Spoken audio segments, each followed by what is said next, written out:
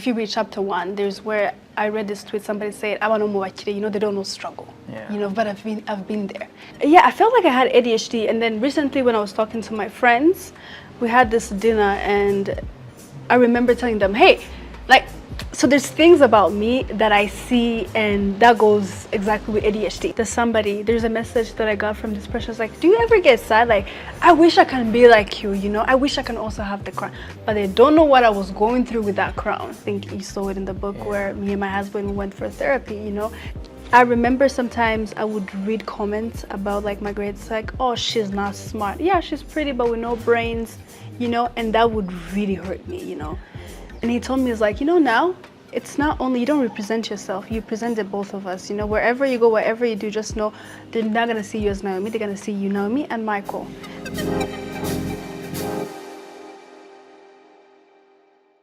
Hello there, welcome to the New Times. My name is Davis Hijiro, and today I'm having a conversation with a person who, among many others, has taken a bold step to share her story.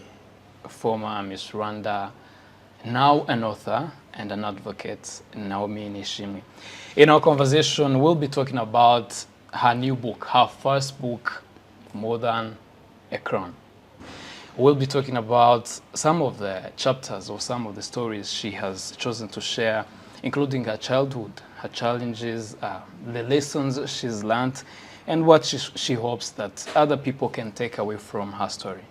Now, without further ado, allow me to welcome Naomie Nishimwe. Hi, Naomi. Hi, guys. My name is Naomi, and I am the former Miss Rwanda 2020, and also an author. I have my book, More Than a Crown, and I'm so glad to be here sitting with Davis, talking about it. I think I'm the first people to congratulate you. Thank you. Thank you very much. Congratulations on this wonderful piece. Yeah? I have a question for you before you read the book. How was it? I read the book, and honestly, she is tricking me into something. I am not falling for it, and that's why I am the interviewer. She is here to respond to my questions. I'm really allowed to ask questions too. You want me to tell you just like maybe two words, not sentences, but like how was the book? You had the book, you had to read it. How did you feel? Can you relate to it, or? I loved the book, and there are two chapters that stuck with me. But for the sake of not revealing everything to people, I'll let you. I will come back to these questions. They're among the people, or they're among the chapters we will be talking about. So let me begin with this: More Than a Crown. Yeah. Why did you choose this title, and why does it resonate to you personally, or where did inspiration come from? That's actually a great question. So how we came back with More Than a Crown, if you read it, it's like more than a crown. Yeah. So when I became Miss Rwanda 2020, I feel like that's when everybody knew me, There's, oh yeah, she's Miss Rwanda, but there's still like a background that people didn't really know. Yeah. So I wanted a title that says, this is more than a crown, but there was also a Naomi before the crown, and after the crown. So that's how I came up with the title, like More Than a Crown. The Naomi before the crown. Exactly. Let's begin with Naomi before the crown. Your childhood, like you said, people got to know you, people got to see you when you were crowned in Miss Rwanda. What was life like growing up as a child? What was life like? Well, life, I wouldn't say it was hard, but it was also like in between. We were not, people think like, even when they see me on social media, I think if you read chapter 1, there's where I read this tweet, somebody said, I want to move actually, they don't know struggle, but I've been there. Like, I know when people don't have money, and I know when you have money, but also like that taught me to know that even the less that I had to dream big. I don't know if it makes sense. So yeah, people think I grew up in this, how do I say, the richest family. Yeah. Of course, we're not the poor of the poor, but at some point it wasn't like everything that I wished I had it, but I had the most beautiful parents. So I just learned how to turn the less that we had to just something big. How many siblings do you have? I have 4 plus me, so that's 5. And you were the last born? No, or the third one. I'm actually the third born. The third Yeah. born. The childhood, just give us, paint a picture for us as a child with your siblings, parents, going to school before even going to school. I mean, woke up in the morning. I used to go to Camp Kigali. It was close to my house, and of course we wake up in the morning, get ready with my siblings. Walk, cause we never used to take buses because it's close to our house, so we used to walk, you know. And yeah, walk to our school and then come back home, chill with our parents. If my dad was away from work, that would be my mom. And then later on, we have like a session, like at night, praying, you know, and then just going back to bed. I want to really get the feel of the Naomi before the crown. Yeah. And yes, you tell us about childhood, school, and briefly about, I think Camp Kigali was primary? Yeah, it was primary. It was primary, and of course, it was from kindergarten until P6, and then later on I went to Glory. And after Glory, that's when I competed for Miss High School after like, when I was in Glory actually, S6, I competed for Miss High School. And then after... So Miss, the beauty pageant competitions did not begin after high school? Even in high school. They do, yeah. Where did the spark come from? You know, that's crazy because... was it from your mom? Was it from your eldest siblings? No. I feel like they would even be shy to walk on stage. Are they? My siblings, yeah. But I always pictured myself as a model. You know, like somebody who can model, you know, because I used to wear my mom his when I was little. And I always fight with my mom. Ravunika, like, you're going to fall down. I'm like, no, you know what? And then later on, even how I joined Miss High School, the year before, I think my auntie joined, Kelly. She's like my dad's little sister. She joined, and I was like, you know what? Next year I'm going to join, you know? I want to win to be Miss High School. But I didn't get a chance to win.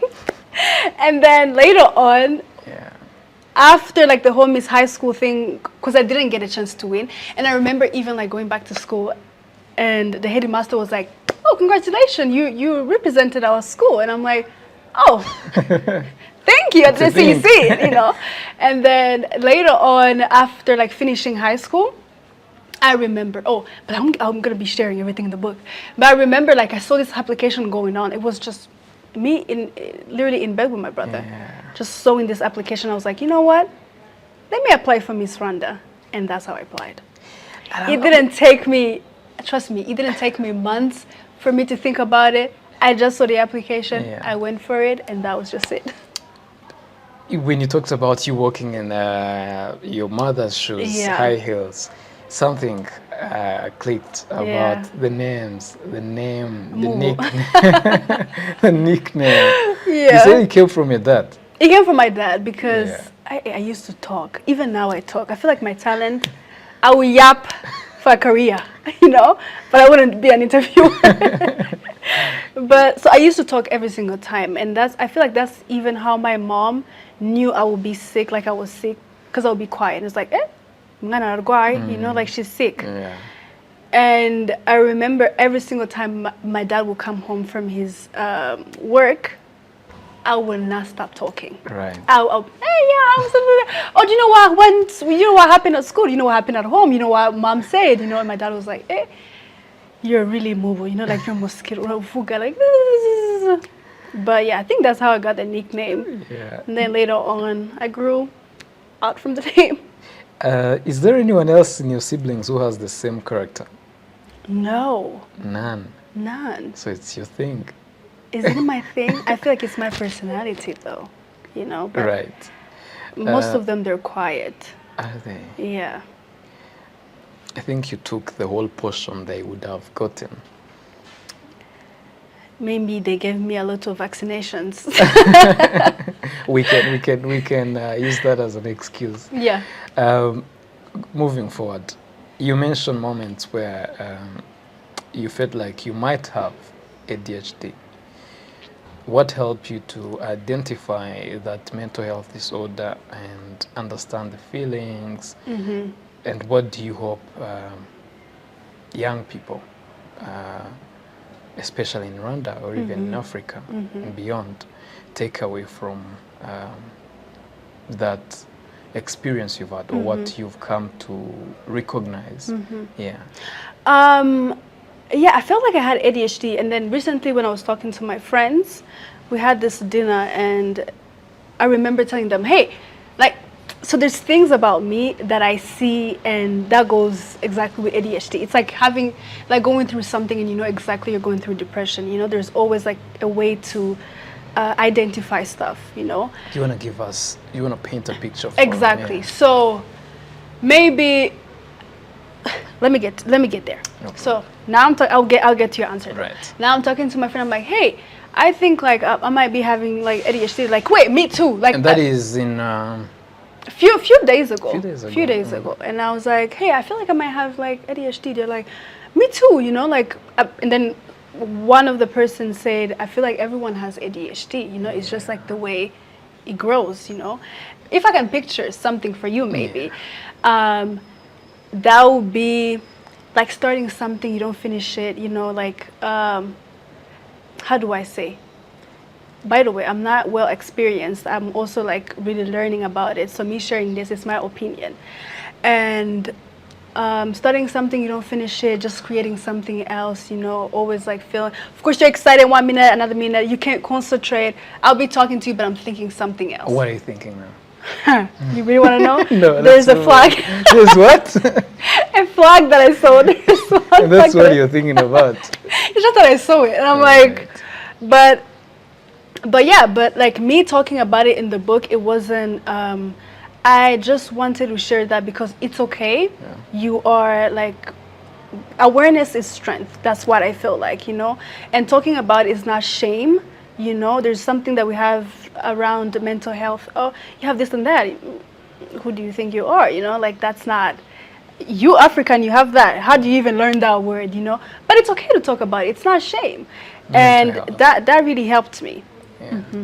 And you're even a mental health advocate. Yes. Is this something you think you're going to also put among your projects, or I do you actually want to see?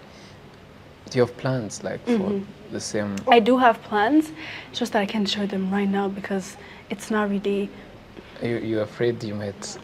Hey, don't talk about it, people. But yes, I do have plans, and being a mental health advocate, I like it because I relate to it, and also it helps people. You know, there's somebody out there with no platform, and I'm so glad to be standing here talking about it. You know, and I'm not really ashamed of it. I'm very proud. Right.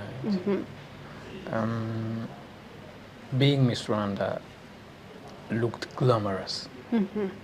From the pictures, from the videos. Yeah. It did look glamorous, and in the book you do talk about that there is something beyond what people see. Yeah. What's something people didn't see or misunderstood about you during your reign? First thing first, when you become Miss Rwanda, people think, first of all, you're young. Yeah. You're very young. You have this huge exposure. Sometimes exposure can be great and sometimes can be bad, you know. Some people be like, oh, wait, like you just became Miss Rwanda, you're very lucky. Of course I am lucky, but it has two things that comes with it, you know.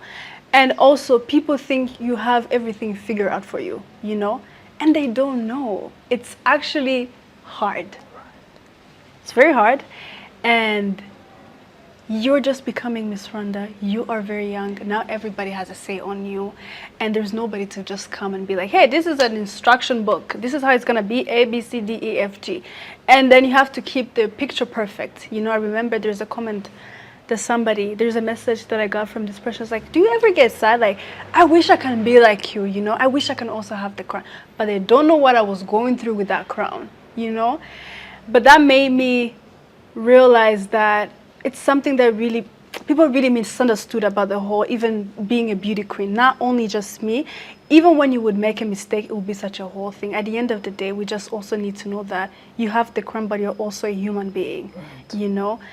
And yeah, that's why I feel like people really misunderstood. I feel like if you would become Miss Rwanda, they would give you like maybe a book that said instructions. You know, you're gonna go through this, you're gonna go through that, and then at the end of the day, you're gonna come out of it. You know, but if you're not, be careful. It can drain you as well. Right. Yeah. Allow me to drift away from Miss Rwanda. I'll tell you this. I liked your book. One, you talk to the young people, but when I reached the part where you open about marriage, I was surprised. And I liked it because I was like, this is going to speak to both or different people. You know, it's like young people, they're going to learn something, they're going to get something from the book, but also the experience of your marriage. So speaking about your marriage, in the book, you speak candidly about it, and you also talk about counseling. What gave you strength to share the personal chapters publicly? Oh, well, I feel like even sharing those chapters, I feel like people, whoever is going to see the book, they're going to be like, how did you share this? Like, why did you share this, you know? By the end of the day, like, being vulnerable really connects all of us, you know? And if me sharing my story can help one person, or maybe help them to feel less lonely and be relatable, if somebody else is going through something similar that I went through, I would just like to be their platform, you know? Like, always be relatable. That's how I actually use my whole influential, there's somebody who called me a celebrity a few days ago. I said, celebrity, me, you know? But I like to use that to just like be relatable to people. And if you can help one person, trust me, that's really a win for me, because at the end of the day, it's really worth sharing, you know? Yeah. Am I allowed to take you into some of the experiences? If you want to share one. Yeah, sure. I just want people, because I've read the book, and I've found that there are chapters that people would love to read or would gain or pick a leaf or two. Yeah, maybe what would be the chapter? No, we're talking about marriage. Okay. So if you want to share like any instance, scenario, or...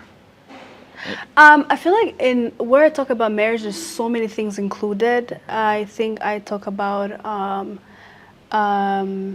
doing therapy, you know? Doing therapy. Exactly. I think you saw it in the book where me and my husband went for therapy, you know? That's something that I also want people to learn from. And I remember when I shared this, even the first question he asked me was like, how? Like, how did you put this in the book?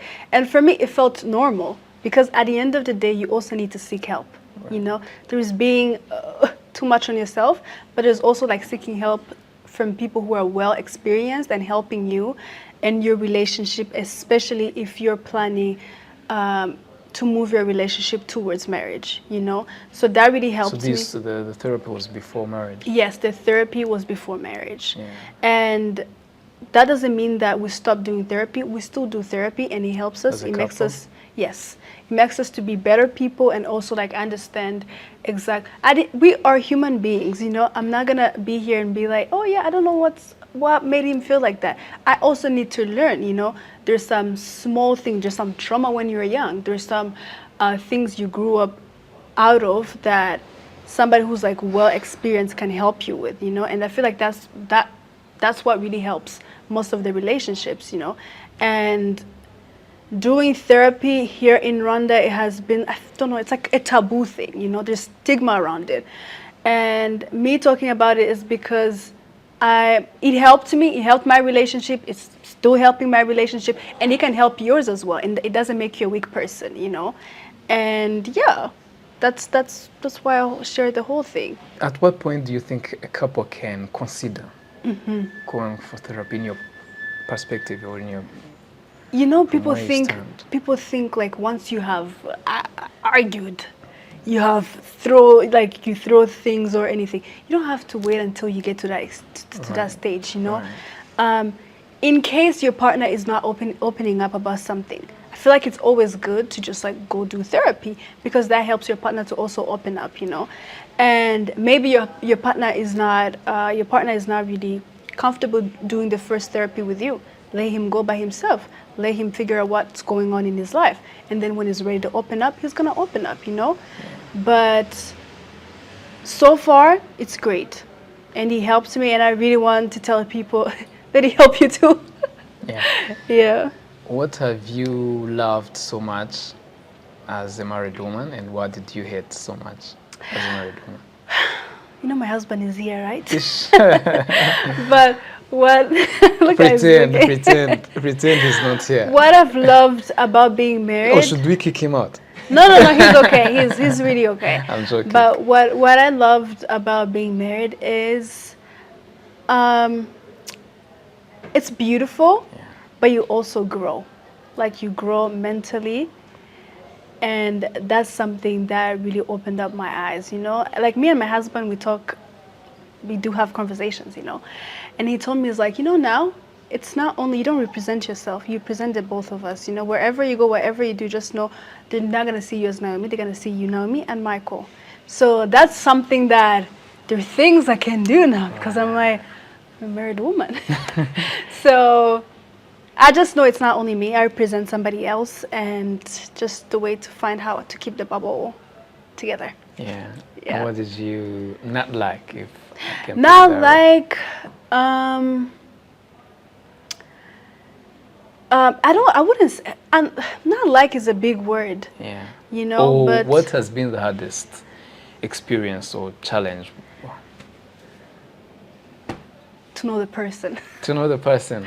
It's what they like, what they don't like. You guys live separate lives. When you guys married, you live together. There is also adjusting with what you like. He needs to adjust with what I like. So sometimes it's also hard in the beginning, but at the end of the day, you get through it. Before we get to the end of the day. Before we get to the end of the day. What is something you really had to adjust to? You feel like this. Yes. So if anybody knows my husband, he's a very quiet person. Like, his perfect day is to just be home, chill, quiet, and to just look at trees, appreciate them. And who does he have? Mobile. Yeah, exactly. Like, I want to talk, and then he's telling me, hey, look at that tree. Tell me what you think. That's all you can see. Yeah, and then sometimes, of course, like, I talk so much, and he's coming home from work. Babe, don't look at me. He's coming home from work. I am gonna kick him out. And then he's coming home from work, and all I just want to do, hey, how are you doing? But he's been at work. Everybody been like noisy. So I'm always trying to like to cool it down. Even at first, I would take it as an offensive. Like, I'm like, hey, so you don't want to talk to me? Like, you don't want to hear me talk, But I'm trying to learn, I'm trying. When he's ready, I'm ready too. And when I'm not ready to talk, he's also he was patient. Yeah. Yeah. The experience going to the market. Yeah. By the way, somebody should tell those women not to charge me so much. I don't know. There's something. What happened? There's something that every single time, but also I wouldn't blame them. There's everybody is really working hard.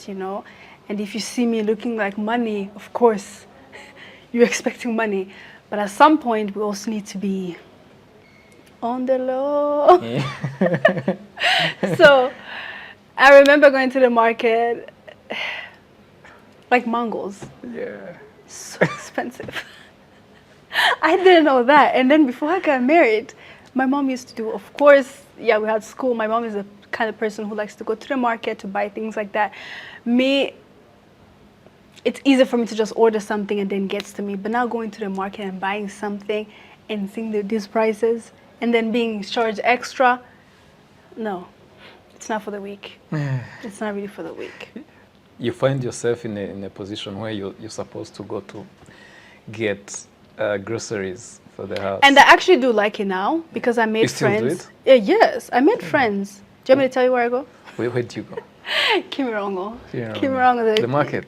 What? What That was market- what was your first experience in the market when you first went to shop grocery? It's you. No, let me tell you. The first time it's not fun, okay? Yeah. Because everybody's so excited. They want to take you everywhere. Come, I have this cheaper price. I have this cheaper price. I have the cheaper price. So it's always like making connection, knowing your lady. You know, when you call her, hey, do you have this? I'm coming. So you know exactly where you're going. So at first it wasn't fun. You know, as soon as you get in that market, you're lost. Yeah. You're lost. But also I have creative friends that In the market. Yes, I You do. have people, you have your guys. You your want me to call women. one right now? You're like, I need. She gives me the best fruits, by the way, guys. But she's really a great lady. So, but wherever I go, I don't know, like maybe it's something that I have in me. If I go to a market, if I know somebody with clothes, I take their number. Like I always, if I know I have one person who braids my hair, does the who does my nails, so I always keep the person. You know, so it's easy for me to just not run around. Right. You know what was hard for me preparing this Yeah. conversation? What was it? Choosing the parts we're going to talk about and the ones we are leaving out. Because right now I'm like, should I make her talk about this? Should I make her talk about it? So, but because some of these chapters are really fun, and some of them I was reading them like, wish I can share this to my readers, to our viewers too. But yeah, More Than a Crown. Who did you write for? And what do you really hope the readers will take from, especially young women or even young people in general? Yeah. So More Than a Crown, it has like different themes. There's where we talk about women empowerment. There's where we talk about mental health. So I feel like this book is for everyone. I feel like anybody can relate to this book. There's no age group. And whoever buys this book, I feel like they can learn something from it. There's something I can learn from your life, you know? And there's also something you can learn from my life. And so yes, More Than a Crown is for everyone. There's no age group, there's no this and that. We talk just so many themes that you can relate to in the book. Yeah. And my takeaway, you know, I was thinking about this last night. I was like, my takeaway, you know? Yeah. I want to dare people, you know? My takeaway should be, I want to dare somebody who's reading this book, you know, to do something even bigger. Because if I didn't dare myself, trust me, Davis, I wouldn't be sitting here talking to you, you know? I even remember when we had editing session with Sandrine, and it was Sandrine, she works in the Imagine We, my publishers, you know. The sweetest people, shout out to them. Literally, they have been, you met them, right? Okay, never mind. Anyway, so before I even come up with this book, I remember we had this editing session, and before that, I remember writing to them, and I was like, hey, I want to tell people that I'm writing a book, you know? And I shared it on Instagram, and then I shared it on Twitter as well. And I remember this one night, in the morning I woke up, checked my phone. I'm famous on Twitter. Right? I'm scared of Twitter. You know, I'm famous on Twitter. Things are going south. And I remember I called my husband. I was like, why don't you like Twitter? No, I feel like people on Twitter, there's some people who I don't know, like, maybe it's not my social media channel. I don't know, because even if you say good morning, who told her to say good morning? You know? Like, hello. Why did she wake up? Why did she even wake up? She why sleep? are you breathing? You know, like, why are you like, hey, give me some grace. Let me leave. You know, and I remember I checked my phone. My book was famous. Like, how did she write this book? You know, she can't even write a book. Do you see how many like whoever like having those words you can't even read. You can't even write a book. You know, and I remember I was reading all this, and then I had an appointment with Sandrine to come edit the book together. And I called my husband. I was like, hey, is Sandrine coming? He was like, yeah, she's on her way. And I'm like, can you tell her not to come? Because I was so low. And I remember I check the window, I see Sanjay, like her car just parked. I'm like, oh my God. She's here. She's here. It's happening. I know. Now she's downstairs. Now I'm like, okay, I'm not gonna cry, I'm not gonna cry, I'm not gonna cry. And the minute I saw her, she was like, are you okay? Yeah. No! I'm not okay, you know. I was like, I'm not okay. I'm not sure if I'm gonna finish this book, you know. I don't even want to do the editing session anymore. Let's just leave it, you know. And she was just there for a few minutes, not saying anything. And I was like, no, let's edit the book again. Just like I'm that? done. Just like that. Because if I dare to write this book, and now it's the editing sessions, and now I'm not even gonna edit because somebody said that I can't write a book because of my grades. No. Told Sanjay, hell no, you know, we're gonna finish this book. And she was even surprised. So my takeaway should be, I want them to dare, you know, I want them to dare to do something even bigger than this, you know. I dared to go to Miss Rwanda. It wasn't something that I planned for a whole year. No, but of course Miss Rwanda gave me different platforms, you know. I wouldn't be here if it opened so many doors. I'm not gonna lie, you know. And writing this book, I know of course it's gonna open so many doors for me as well. But I also wanna create, I don't know if you've seen some of the chapters, there are things that I don't think anybody would share, you know, in the book. And I also wanna create like a safe space for people to have uncomfortable conversations, and also like be relatable, you know, and also be their platform. You know, there's somebody who's going through something similar, you know, and they don't have the platform. I want to be that person, you know. So creating different kinds of uncomfortable conversation, also helping people, that's really good. That's the thing. You're talking about the experience writing the book, editing. It got me curious to know, what are some of the hard moments you've had in your life, and how did you navigate, and how did you work your way up again? I feel like there's so many, like, some of the chapters that actually felt the hardest, right? I feel like this is what you want to hear, but yeah, some of the chapters that made it, maybe I think it was chapter 5, the mask of social media, because of course it's good to be a social media influencer doing this and that, but also there are things that comes with it, and you're ready to take it all and be firm, okay?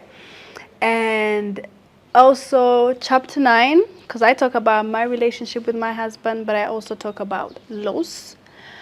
And I think me sharing that, it was a bit hard, I'm not gonna lie to you, but all the chapters that everybody sees, we took time, especially me. I took time, but I also wanted ideas from people, you know. And surprisingly, it left me stronger than before, you know. The more I was talking about everything that I was going through, it left me even be my better self. I don't know if it makes sense. And God worked through this with me, you know. It was hard before, like going through all this, but the moment you just like inhale, move away from it, it helps, you know, it really helps. But I'm not gonna say that it was easy. It was hard. It was really hard.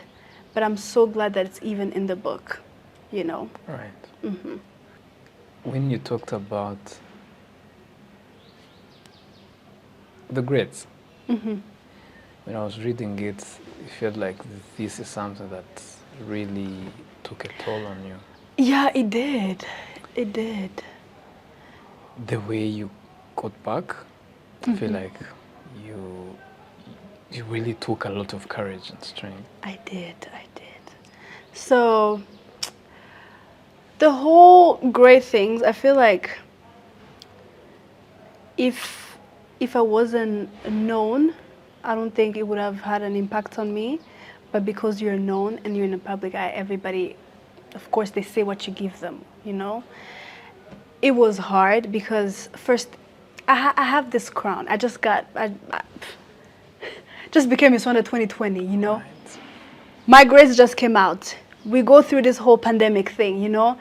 And now I'm like, okay, so hold on. Now I just part ways with my whole management. So it's like 5 things in one tiny soul, you know. And I remember sometimes I would read comments about like my grades, like, oh, she's not smart. Yeah, she's pretty, but with no brains, you know, and that would really hurt me, you know. And I remember there's this time I started like swallowing what they were telling me, you know. Yeah, pretty, no brain, swallow. Do this, I swallow, you know. And I had to, I even like I was, at some point I was asking my sisters, do you think I'm smart? Even exactly, I was like, do you think I'm smart? And they would ask a question, I'm like, I know the answer, but like, what if I answer something wrong, you know? Maybe it's true, you know? But at the end of the day, I'm not gonna be defined by somebody who comes on social media because they woke up on the wrong side of their bed to just tell me, hey, you are actually, you don't even have an eye, you know? No mouth, no tongue. And I'd be like, yes, it's true. And I know I can actually use it. I can see, you know? And I was like, no, I'm not going to be defined by these people. You know, I know who I am and I know what I've been through. It's for me to just like change my story or be constant, you know, to stay there. And that's not what I want people to know about me, you know? And I remember I even shared on my Instagram page, I was like, hey, there's this time I was invited to my church to talk about empower to empower. And I was like, yeah, they invited me. I was like, oh my God, thank you so much. Because it's always a privilege to talk in church. And I remember I just made like a small Instagram story and I was like, hey, how did I empower you guys? You know, because I also need to learn. Like, maybe it's just me posting pictures, but I want to know, how did I really empower you? Like, how did I empower you to do, like, Naomi, you don't know, like, the messages that I got, I was like, oh my God, Oprah, it's me. I'm joking. But it just made me be like, of course there are people who are going to put you down. By the end of the day, there are people who look at you like you inspired them, you know, and that made me feel happy. And yeah, that's how I came out of it. So nobody's going to keep me down forever. Don't stay down. You don't. 1 minute you're down, next minute you're up, you know. By the way, it should be really a great lesson, you know. Because when people really, they strive to see other people down, you know. And that's, I don't even know how you live in this world with this. Such a... Exactly. And you're still hating. You know, you just wake up and be like, ichicho, you know. Like, why? What's the whole point? Right. So, yeah. If your life were a movie, what would the title be? If my life was a movie,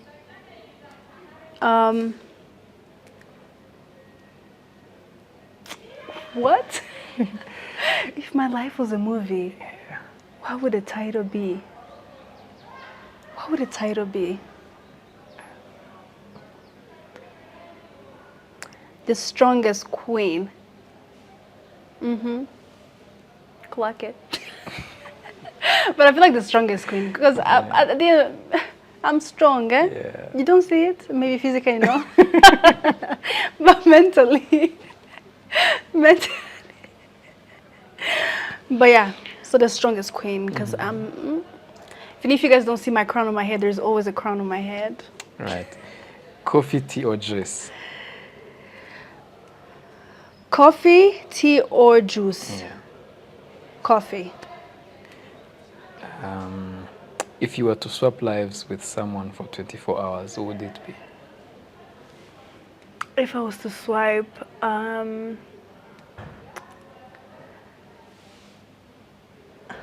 I also like people who are like babies or anything?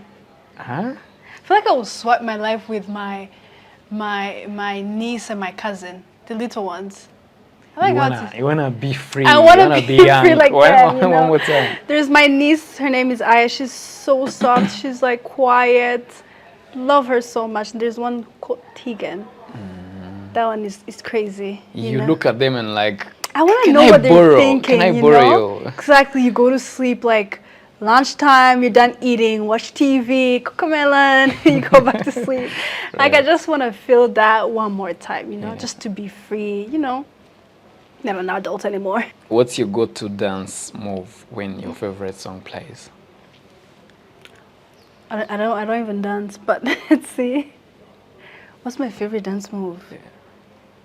Yeah. Do I even have a dance move? I don't think I have a dance move. Maybe to do. You know, I keep telling Michael, because Michael doesn't know how to dance, so I keep telling him, if you're in an environment when people are dancing, just do this. It shows that you're cool. You know what you're doing. So maybe this shows like you're even like, you know, you don't have time to smile. Exactly. Subtle. Classy. But that will never be. What do you do? I'm crazy. I hear a song, I'm screaming, you know. I don't even think I have a dance move. No, okay. What's the weirdest thing you've ever Googled? No. Davis, that is we wrong. even do not know what it is, and you're saying no. Davis, that is so wrong. You've not even told us the what it weirdest is. thing. No, but it's not weird. It's actually sad, you know. I saw this. It's even sad. So I think they were doing some space. They were trying some space thing, and they took this dog, put it in the space. You know, to put, I don't know, how do you call that? How do you call it? To just like let it go in the space to see how long it can get there. You know. Okay. So they experiment. They had to experiment it on a dog, and that made me so sad. So I had to Google like, how long, you know, how long did he stay? You know, because I'm such a dog lover. You know. Well, you're a dog lover. Yeah, I love dogs. Okay. I know how you're trying to take this, but don't. Davis, you don't have to ask those questions. Well, you're taking so much. You even scare me at this point. But no, these are just light questions. I'm just Okay. trying to see if your phone could only have 3 apps, which ones are you keeping? I'm keeping Instagram. I'm keeping my flight. How do you call it? When you see flights that are landing, flights that are leaving. Flight? Someone else trying to tell you no. Flight what? I think it's a flight. Flight Trader. Is it Flight Trader 24? Like this app. I like it because I like planes. Yeah. And the Bible app. Are those 3? Yeah. Oh, how many do you want? 3. Yes, 3. Okay. Text or call? Text. Please don't call Why me. do you hate calls? Because I don't know. Why are we even calling? You're not even the only one. If you can text it, just don't call. And I feel like I'm always fighting with somebody here. Do you know what? With the calls. Do you know what I read this morning? Someone said, "I like people who text you. Can I call you before they call you?" Yeah, because you're not gonna. No, this was like, I like people who text you. Can I call you before they call? And then he went on to say, "It's cute. Of course you should not, but it's cute." No, you shouldn't. Because I feel like if you can really text it, and there's this time I put my number accidentally on social media now, you know. Not Accidentally? Accidentally. Really? I did. Which I was trying to social media share platform? an invoice, and I didn't know in the invoice there was my number. From that moment... Did you share the invoice on social media? Yes, so it's a campaign that I'm doing with Tenga Promo, so it's like asking for an EBM, and then I had the EBM. Oh, you had to show, all right. Exactly, all right, so I had to show, and then everybody was like... All right. So sneakers or high heels? High heels. Ah. Why are we wearing sneakers? Let your toes die, but be cute. Last one. Beach vacation or mountain escape? I don't even have the lungs for the mountains. Lungs. What? Okay, it's good to hike, but it's not my style. It's not your style. I like beach vibes. Yeah. You don't even know how to swim, but I'll be so calmly sitting just in front of the beach, just the looking. pool. Exactly. All right. As we come to an end of our conversation, is there anything you'd love to share or you want to put out there before we conclude, and you tell people where they can find books? When is the book coming out? Yeah. All that, yeah. So when the book is coming out, maybe I'll share what I want later. But so the book is, if you're outside Africa, you can find the book on Amazon. The book is available. And if you're in Africa, you can order the book on the Imagine We website. And also that gives you like a free ticket. If you're in Rwanda, that gives you a free ticket to the big launch on the 14th of December here at the KCC, and I can't just wait to see. I can't wait, guys. I can't really wait, and I hope. There's so many people reach out to me. Oh my God, we love you, we love you. Then read the piece of me, okay? Anyway, so one thing I would love to say is thank you so much, guys, for the support. I don't know if you have seen, but we have more than like 100 people who bought the book, and I'm so glad that I'm receiving good feedbacks, reviews from people, and I can't just wait to see everyone on the big launch. And yeah, and please, if you read my book, read it with an open heart, okay? Don't be too hard on yourself. Allow me to thank you. Thank you, Davis. Thank you for having me. Thank you for making time to join us. Thank you also for making me comfortable. You're very welcome. Thank you. Yeah. So this brings us to the end of our conversation with Naomie Nishimwe. We talked about different things, her childhood, triumphs and challenges, and yeah. I hope you enjoy her book. I hope you get to read the story and as well watch the video. Until next time, my name is Davis Hijiro. Goodbye.